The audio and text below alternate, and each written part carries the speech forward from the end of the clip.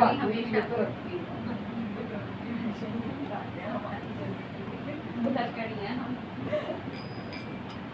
करें शुरू? अब इसको रख दीजिए आप। नमो विष्णुपदाय कृष्णपृष्ठाय भूतले श्रीमते भक्ति वेदांत स्वामिनिति नामिने नमस्ते सरस्वती देवी गौरवाणी प्रचारिणे निर्विशेषा शून्यवादी पाश्चात्य विशतारिणे जय श्री कृष्ण चैतन्य प्रभु नित्यानंद श्री अद्वैत गदाधर शिवसदि गौरभक्तवृंद हरे कृष्णा कृष्ण कृष्ण हरे हरे हरे राम राम राम हरे हरे हरे कृष्णा कृष्ण कृष्ण हरे राम राम राम हरे हरे हरे कृष्णा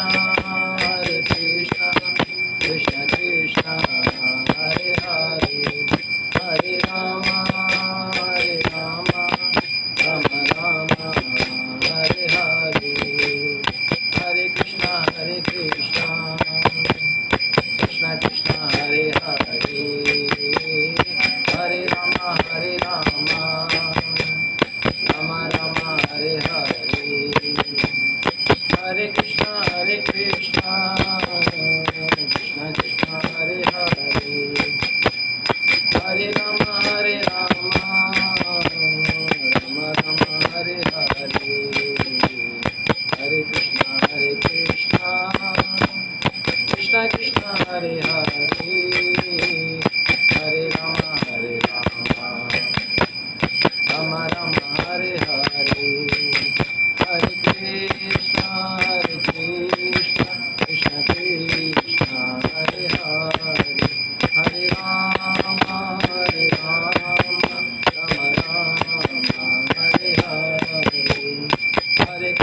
हरे कृष्णा कृष्ण कृष्ण हरे हरे हरे राम राम राम हरे हरे हरे कृष्णा कृष्ण कृष्ण हरे हरे हरे राम राम हरे हरे हरे कृष्णा कृष्ण कृष्ण हरे राम राम हरे हरे हरे कृष्णा कृष्ण कृष्ण हरे हरे हरे राम राम हरे हरे हरे कृष्णा कृष्ण कृष्ण हरे हरे हरे राम राम हरे हरे हरे कृष्णा कृष्ण कृष्ण हरे हरे हरे राम राम हरे हरे जय राधा कुंज बिहारी राधा कुंज बिहारी श्री राधे जय राधा कुंज बिहारी राधा कुंज बिहारी श्री राधे जय राधा श्याम सुंदर राधा श्याम सुंदर श्री राधे जय राधा श्याम सुंदर राधा श्याम सुंदर श्री राधे जय राधा मदन मोहन श्री राधे जय राधा रमण श्री राधे जय राधा रमण श्री राधे जय कृष्ण बलराम जय कृष्ण बलराम जय कृष्ण बलराम कृष्ण बलराम कृष्ण बलराम जय जय वृंदावन धाम वृंदावन धाम वृंदावन धाम जय वृंदावन धाम जय जय प्रभुपाद प्रभुपाद प्रभुपाद जय शील प्रभुपाद जय जय गुरुदेव गुरुदेव गुरुदेव जय जय गुरुदेव।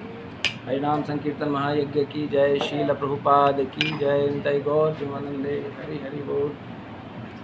सभी लोग भूमिका पेज नंबर 1 मंगलाचरण।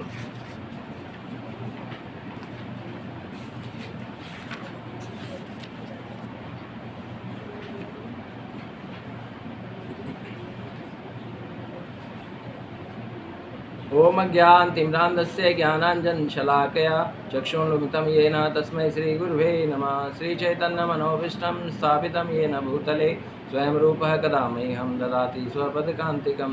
वन्देऽहं श्रीगुरु श्रीयुतपदकमलं श्रीगुरुन् वैष्णवांश श्रीरूपं साग्रजातं सहगणरघुनाथान्वितं तं सजीवं साद्वैतं सावधूतं परिजनसहितं श्रीकृष्णचैतन्यदेवं श्रीराधाकृष्णपादान् सहगणललिता श्रीविशाखावितांश।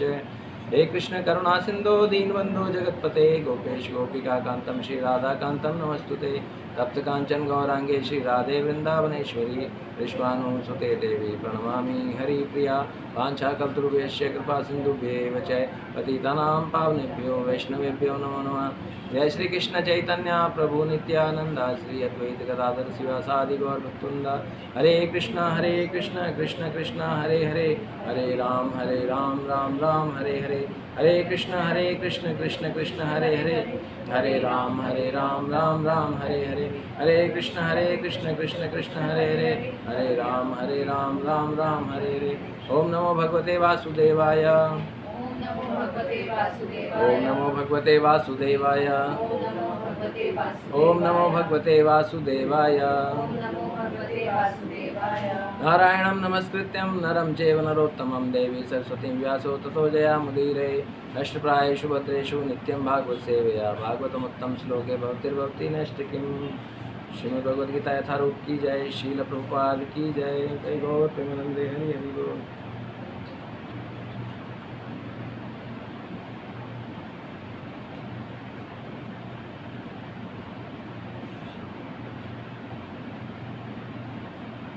हरे कृष्ण। क्या कहाँ तक हुआ था? ये हुआ था जहाँ हुआ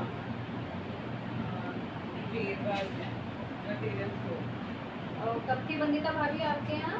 मेरे आने नहीं 17 तक हो गए। 17 तक हो गए थे। 17 तक हो गया था उसका ये तो हो गया था इसी में लगी हुई है। हाँ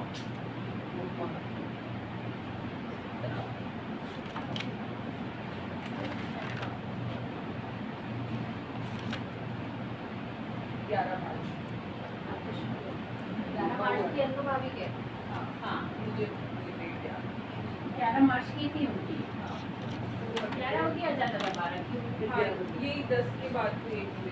हाँ क्योंकि मैं डाल देती हूँ कि कहाँ तक हुआ है। ये भी बहुत नहीं तो याद नहीं रहता। तो सर्वप्रथम श्रीमद् भगवद गीता किट्टी क्लास में आप सभी भक्तों का बहुत बहुत अभिनंदन है कि आपने इतनी गर्मी में अपना एक कीमती समय जो है भगवद गीता के प्रचार प्रसार के लिए दिया। तो इस भगवद गीता जो है इसी प्रकार से भक्तों के को आत्मसात हो जाती है। जो भगवद गीता के प्रति संभाव रखता है, श्रद्धा रखता है, उसको पठन पाठन प्रतिदिन नियम से करता है तो उसके ऊपर भगवद गीता जो है कृपा करती है। और जो भगवद गीता है वो श्रीमद् भगवद गीता भगवान के द्वारा गाया गया गीत है। गीता मतलब गीत, शॉर्ट फॉर्म उसे कहा जाए गीत। तो भगवान ने इस पूरे संसार के लिए गाया था।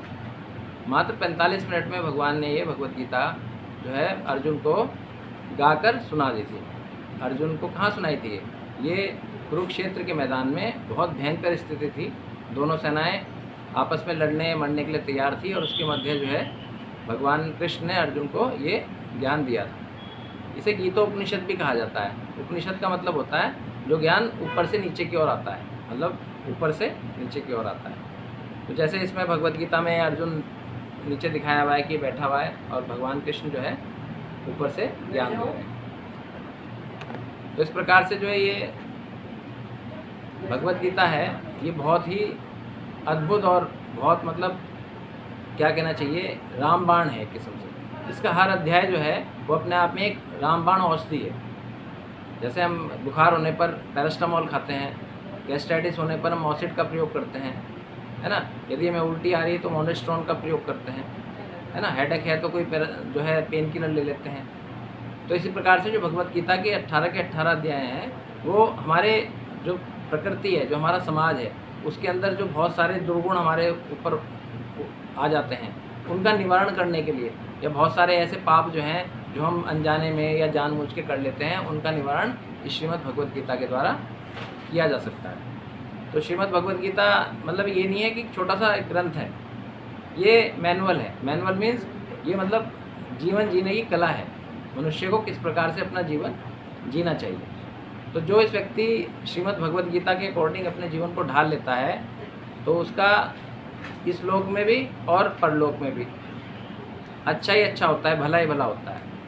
जिस प्रकार से कोई व्यक्ति बच्चा कोई पढ़ता है तो पढ़ने के बाद वो अपनी क्लास में नंबर 1 आ जाता है, बाकी जो है बहुत सारे बच्चे फेल भी हो जाते हैं, उन्हें पता नहीं रहता कि वो क्या कर रहे हैं। परंतु जो अपने आगे भविष्य की तैयारी कर लेता है तो वो अपने घर में तो सुखी रहता ही है, परंतु जहाँ क्रॉस करके वो भविष्य में जाता है वहाँ भी उसको बहुत ही सफलताएं मिलती हैं, उसका बहुत आदर सत्कार किया जाता है। तो ऐसे ही श्रीमद् भगवत गीता है। भगवत गीता को यदि आपने अपने जीवन में आत्मसात कर लिया तो इस धरा पे जो समाज है वो आपको जो है बहुत ही क्या करेगा, आपका आदर सत्कार करेगा। क्योंकि श्रीमद् भगवत गीता क्या है, भगवान के द्वारा गाया गया गीत, और उसको कोई व्यक्ति गा रहा है तो वो भी क्या होता है, वो भी समतुल्य है। भगवान का प्रचार करने वाला, जैसे आप कोई बहुत बड़ा व्यक्ति है तो उसका जो सेक्रेटरी होता है उसकी भी उतनी इम्पोर्टेंस होती है। बड़े आदमी से पहले सेक्रेटरी को फ़ोन किया जाता है, फिर सेक्रेटरी जो है उसका नंबर या कुछ से टाइम लेके उस व्यक्ति को उसका मिलने का रास्ता बताता है। तो ऐसे ही श्रीमद् भगवत गीता यदि कोई व्यक्ति अपने जीवन में इस्तेमाल करता है, पठन पाठन करता है, उसे यजन याजन करता है, तो उसका इस पृथ्वी लोक पे तो उपकार होता ही होता है, उद्धार होता ही होता है। परंतु उसका जो परलोक है, जो भगवान का धाम है, जहाँ पर उसे जाना है, वहाँ पर भी उसका बड़ा सत्कार होता है। भगवान के धाम में जाने के बाद भी जो है ना कई प्रकार की वो होती हैं, जिन्हें कहना चाहिए मुक्तियाँ, जैसे सारूप्य मुक्ति, सालोक्य मुक्ति, सायुज्य मुक्ति, षष्ठी मुक्ति। ये नहीं कि आप भगवान के धाम चले गए तो बस हो गया काम, वहाँ पर भी आपको अलग अलग 4 प्रकार की क्या मिलती हैं, मुक्तियाँ मिलती हैं। तो अब कोई भगवान के पास ही रहना चाह रहा है तो उसे भगवान की सायुज्य मुक्ति मिल जाएगी। भगवान के समीप में बिल्कुल सारूप्य और उसका भगवान जैसा ही शरीर चाह रहा तो उसे सारूप्य मुक्ति मिल जाएगी, उसे चतुर्भुज रूप बनाकर वहाँ पर विराजमान कर दिया जाएगा भगवान के धाम में, है ना। कोई भगवान के निकट बिल्कुल जाना चाहता है तो उस भगवान की सेवा का अवसर मिल जाता है। तो इस प्रकार से ये सारी चीज़ें कब मिलती हैं, जब कोई व्यक्ति भगवत गीता के प्रति अपना जो है मन भगवान के प्रति श्रद्धा से दे देता है कि भाई भगवान, अब ये मन जो है ना श्रीमद् भगवत गीता के नाम है, प्रतिदिन इसका पठन पाठन करता है, तो उससे क्या मिलती है, बहुत ही वैल्यूबल चीज़ें उसको अपने जीवन में मिलने शुरू हो जाती हैं। तो सर्वोपरि क्या है श्रीमद् भगवत गीता में, बेसिकली क्या है, इसमें कौन हीरो है, इसमें भगवान हीरो है। जैसे कोई मूवी देखने जा रहे हैं आप, तो मूवी कैसे देखने जाते हो, सबसे पहले आप उसके हीरो का पता करते हो कि भाई इसमें कौन हीरो हीरोइन है। तो यदि आपके अकॉर्डिंग वो होगी तो आप उसमें जाओगे, नहीं तो कितनी भी अच्छी पिक्चर हो आप उसे रिजेक्ट कर दोगे। तो श्रीमद् भगवत गीता क्या है, उसके अंदर जो हीरो है वो भगवान कृष्ण है। कृष्ण क्या है, कृष्ण असंख्य कोटि जो ब्रह्मांड हैं उनके नायक हैं। मतलब इस पृथ्वी के नायक नहीं है, इस पृथ्वी जैसी 45 लाख जो ब्रह्मांड हैं वो पूरे आकाश गंगा में फ्लोट हो रही है, समझ रहे। ये एक ब्रह्मांड नहीं है, इससे भी कई गुना बड़े बड़े ब्रह्मांड जो हैं वो भगवान ने अपने श्वास से निकाल रखे हैं। तो उनके कौन नायक हैं, भगवान कृष्ण उनके नायक हैं। अपने श्वास से वो जब श्वास लेते हैं तो 45 लाख बुलबुले निकल पड़ते हैं और उसमें 45 लाख सृष्टियाँ उत्पन्न हो जाती हैं, और उनको कौन धारण करता है, उन्हें भगवान धारण करते हैं। तो अखिल ब्रह्मांड के नायक भगवान कृष्ण ने स्वयं अपनी वाणी से ये भगवत गीता का गीत गाया। तो ये हमारे लिए क्या है, सर्वोपरि है। क्योंकि ऐसा व्यक्ति, ऐसा मतलब भगवान जिसने इतने असंख्य ब्रह्मांडों को अपने ऊपर धारण कर रखा है और हम उसके बताए हुए रास्ते पर चल रहे हैं, तो हम बड़े ही अपने आप को क्या गौरवान्वित महसूस करते हैं। तो ये जो भगवान का नाम है, हरि नाम जो है, श्रीमद् भगवद गीता से के अंदर भगवान क्या है, हीरो हैं। और तो हीरो का नाम जो है वो सर्वोपरि है। भैया आपने देखा हीरो है तो हीरो के नाम के अकॉर्डिंग आपने ज्वाइन कर लिया, क्या पिक्चर ज्वाइन कर ली। तो ऐसे ही भगवद गीता के हीरो कौन है, भगवान कृष्ण है। तो अब कृष्ण के प्रति यदि आप शरणागत होंगे तो आप उनके लिए क्या करेंगे आप उनके लिए हरि नाम करेंगे। हरि नाम, भगवान फिर भगवान का नाम, है ना। भगवान का नाम क्या है, वो सर्वोपरि है। सर्वोपरि मतलब भगवान से भगवान का नाम क्या है, बड़ा है। तो हरि नाम की जो महत्ता है इस कलयुग में बहुत बताई गई। अब क्या कहते हैं, हरे नाम हरे नाम एव केवलम, बोलिए हरे नाम एव केवलम कलौ नास्ते वे गतिरन्यथा। बोलिए नास्ते वे गतिरन्यथा। ये नारदीय, मैं बता रहा हूँ, नारदीय पुराण में जो है ये बताया किसने, नारद जी ने। भगवान वेद व्यास जी ने नारदीय पुराण लिख रहा है, उसके अंदर जो है इसका वर्णन किया है। हरे नाम एव केवलम, केवल हरि का नाम, केवल हरि का नाम और केवल हरि का नाम 3 बार बोला। जैसे जज कहता है ना, ऑर्डर। मुसलमान जो है अपनी महिला को वो देते हैं तलाक, तो क्या बोलते हैं, तलाक। तो ये जो इस पृथ्वी पर ये तीन चीज़ों का जो है वो क्या है, वो बड़ा स्ट्रांग है। अब कोई माँ भी अपने बच्चे को एक बार कहेगी चुप हो जा, तो बच्चा कहेगा कुछ नहीं, वो ज़्यादा वो नहीं है, जान नहीं है, मतलब पावरफुल चीज़ नहीं है ये। जैसे ही मम्मी दोबारा कहेगी तो भी रिजेक्ट कर देगा। और जैसे ही मम्मी तीसरी बार बोलेगी कि सुनो, जैसे भी मतलब, तो क्या होगा, तुरंत जो है बच्चा अलर्ट हो जाएगा कि भाई अब कुछ होने वाला है, एक्शन में आ जाएगा। थप्पड़ भी लग जाता तो है, इसलिए जो है 3 शब्द जो है, लग जाता है कई बार, तीसरी बार तो थप्पड़ ही लग जाता है। तो तीसरा जो है ये 3 होने के कारण क्या है, ये बहुत ही स्ट्रांग है। तो इस कारण से भगवान ने कहा हरे नाम एव केवलम कलौ नास्ते वे गतिरन्यथा। कलयुग में केवल जो है भगवान का नाम ही आपको भवसागर से पार कर सकता है। नास्ते वे का मतलब पार करना। किसको पार करना, इस भवसागर को। अब भवसागर क्या है, भवसागर है बिना भगवान का भजन करे 84 लाख योनियों में ट्रांसफ़र हो जाना। अभी 84 लाख योनियाँ जो हैं, कहने के लिए तो बहुत छोटे से बात है 84 लाख योनियाँ, परंतु यदि आप इसकी कैलकुलेशन करें ना, तो 84 लाख योनियों की कैलकुलेशन करने के बाद जो डिजिट आती है वो आप सुनोगे तो घबरा जाओगे। कितनी आएगी, 450 करोड़। 450 करोड़ साल का ये पीरियड है। जो एक बार 84 लाख योनियों में घुस गया वो दोबारा से, अब 84 करोड़ में मतलब बता दिए 450 करोड़ का मतलब है।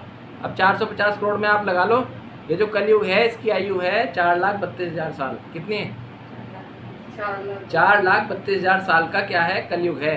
इसका दुगना 8,64,000 साल क्या है। कलयुग से पहले कौन सा आता है, द्वापर। कलयुग से पहले कौन सा आया, द्वापर की आयु है 8,64,000 साल। फिर त्रेता युग की आयु कितनी है, 12 लाख कुछ साल, 28,000 साल, ठीक है। और फिर जो सतयुग है ये कलयुग का 4 गुना है, 16 लाख समथिंग आएगा, ठीक है। अब 16 लाख समथिंग को जो है ना, आप यदि इन सबको जोड़ लो, चारों युग जो हैं उनकी कैलकुलेशन कर लो, आप उन्हें जोड़ लो तो 45,20,000 साल आएगी। कितनी, चारों युग की कैलकुलेशन। अब 45 लाख को आप जो है 450 से डिवाइड कर दो। 45 लाख को 450 से, करोड़ से डिवाइड कर दो तो कितना आएगा, 10 टाइम्स। यानी ये जो चतुर्युग हैं, सतयुग, त्रेता, द्वापर और कलयुग, ये 4 युग यदि 10 बार घूम जाएंगे तब आपका एक पीरियड पूरा होगा। क्या का, हरे कृष्णा, किसका पीरियड पूरा होगा, 84 लाख योनियों का। कितनी बार, जब ये चतुर्युग जो है कितनी बार घूम जाएगा, 10 बार घूम जाएगा। तो अब इतना टाइम है आपके पास कि आप अपना टाइम जो है इन योनियों में खराब करोगे या करोगे। मतलब कौन जाना चाहेगा इन 84 लाख के चक्कर में।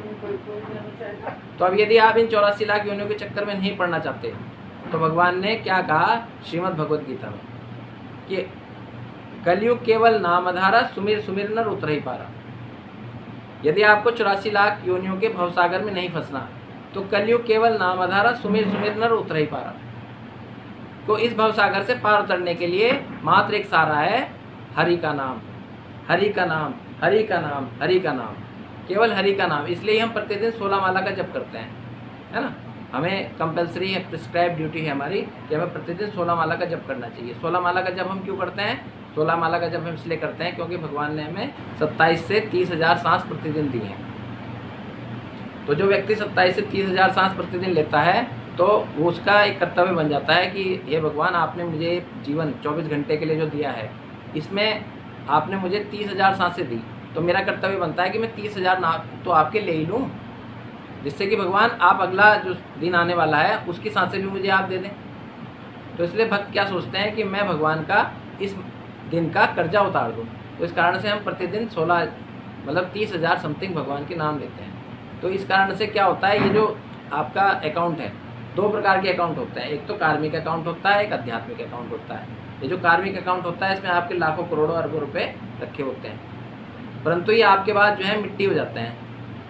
ये आपके बाद आपके जो शुभचिंतक होते हैं, आपके जो रिलेटिव्स होते हैं, उन्हें ट्रांसफ़र हो जाते हैं। परंतु जो आप हरि का नाम लेते हैं वो क्या होता है, वो आध्यात्मिक अकाउंट में ट्रांसफ़र हो जाता है और उसी का लेखा जोखा ऊपर देखा जाता है। आपके पास कितने हाथी हैं, कितने घोड़े हैं, कितने आपके पास गाड़ी हैं, कितने आपके पास बंगले हैं, कितने आपके पास नौकर चाकर हैं, इसकी जो है ना कोई वैल्यू नहीं है, ये जीरो है।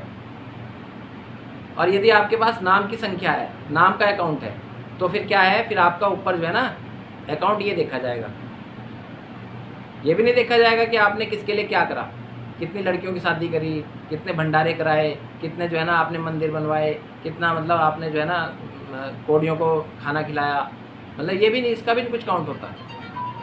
ये भी अलग अलग टाइम पे अलग अलग जगह पे काउंट होता है। परंतु यदि आप भगवान के धाम में जाने के अधिकारी हैं तो भगवान के धाम में क्या काउंट होगा, केवल हरि का नाम काउंट होगा। यदि आपने इस पृथ्वी पर जन्म लेके, मनुष्य रूप में जन्म लेके आपने भगवान के नाम ले लिए, तो फिर क्या होगा, आप जो है भगवान के यहाँ जाने के क्या होंगे, अथराइज एक पर्सन बन जाएंगे। आपको जो है ना सर्टिफिकेट मिल जाएगा कि भाई आप भगवान के धाम में जाने के अधिकारी हो।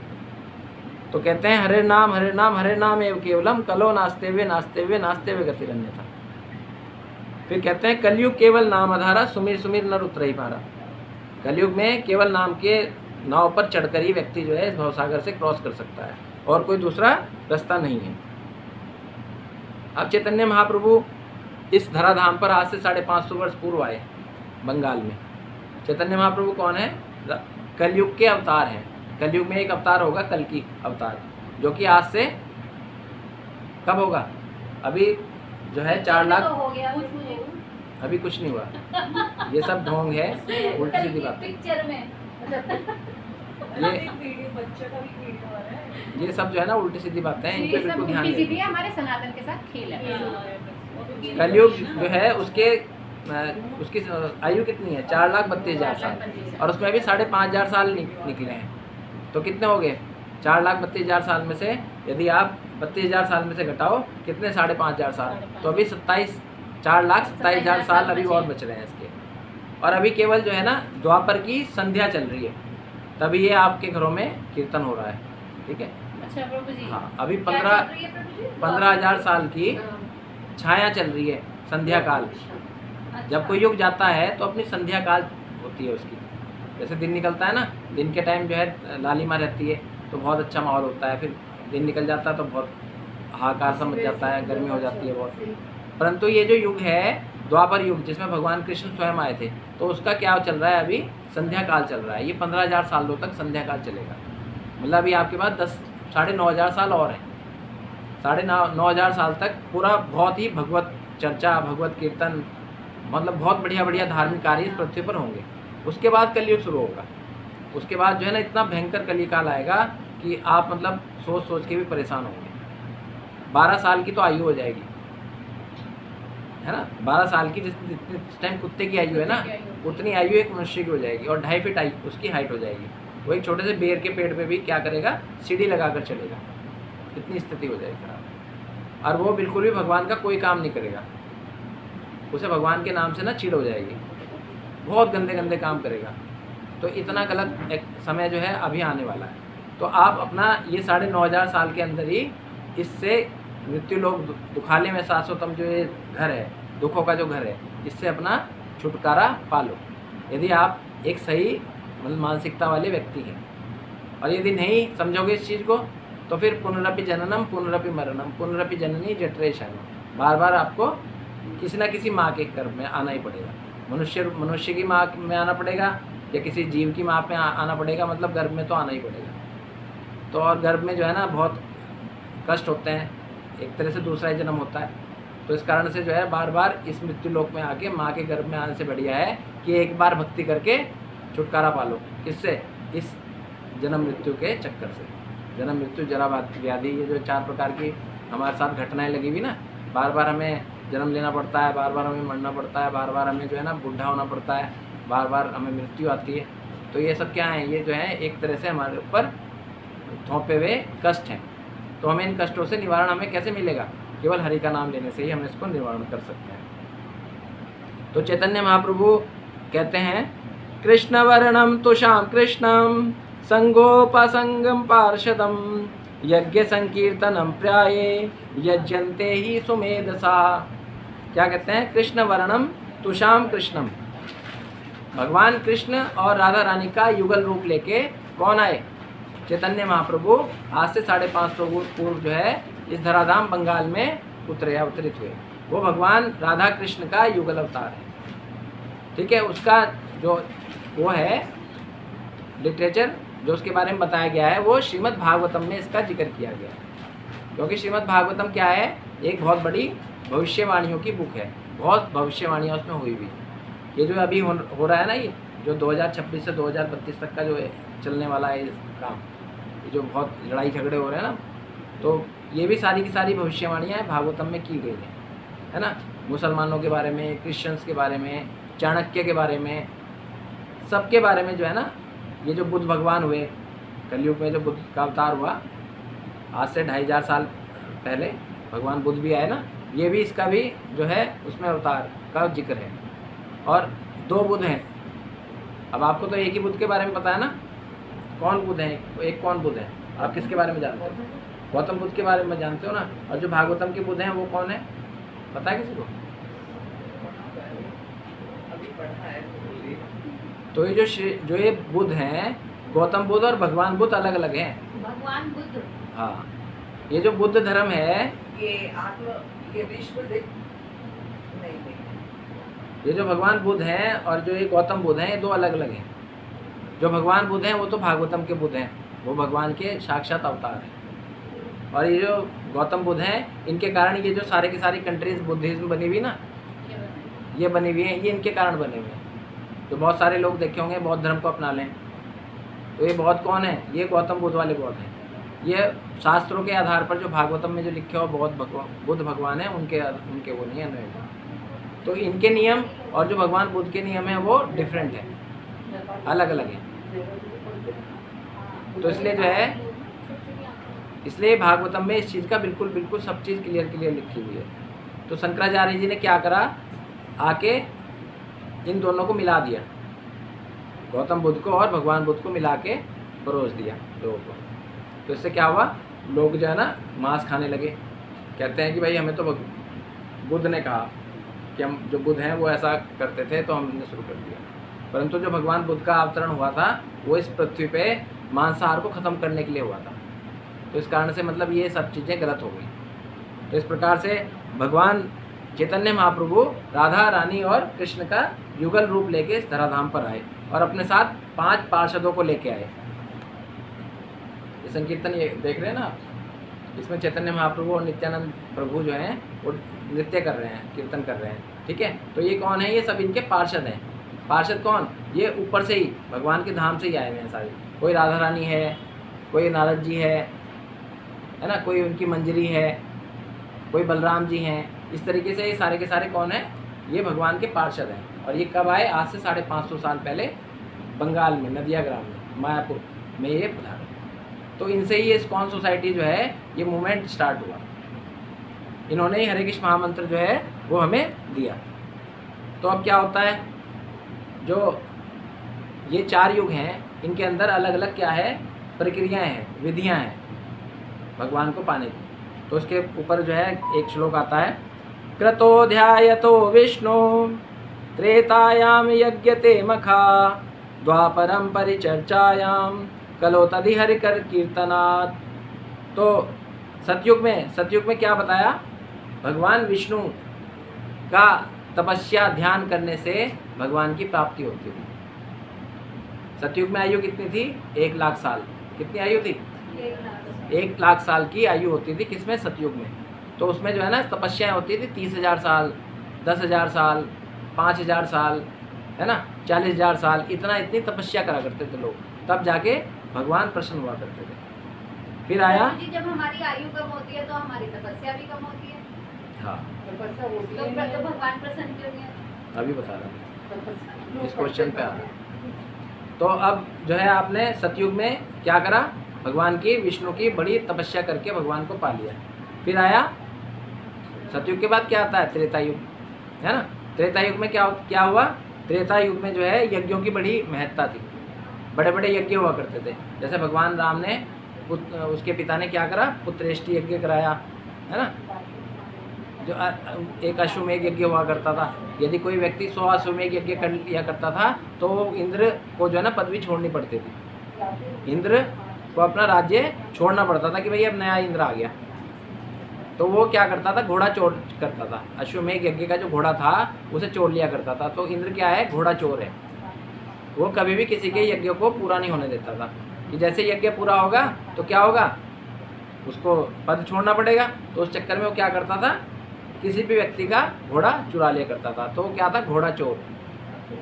तो इस प्रकार से त्रेता युग में यज्ञों की बड़ी महत्ता थी, बड़े बड़े यज्ञ हुआ करते थे। जैसे राष्ट्रीय यज्ञ हो गया, अश्वमेघ यज्ञ हो गया, पुत्रेष्टि यज्ञ हो गया, मतलब इस तरह के बहुत बड़े बड़े यज्ञ हुआ करते थे। और यज्ञों में जो है हजारों महात्मा